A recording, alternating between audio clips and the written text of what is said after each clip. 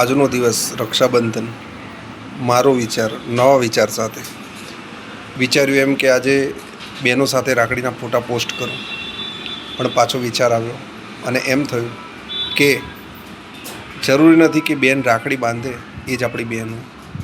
ઘણી બધી બહેનો એવી પણ હોય છે જે રાખડી નથી મોકલતી છતાં પણ બહેનોનું ફરજ અને કર્તવ્ય નિભાવે છે. હવે જો એ ફોટા આપણે મૂકીએ તો એ બેનને પણ મનમાં થાય કે મારા ભાઈએ મારો ફોટો મૂક્યો હોત તો.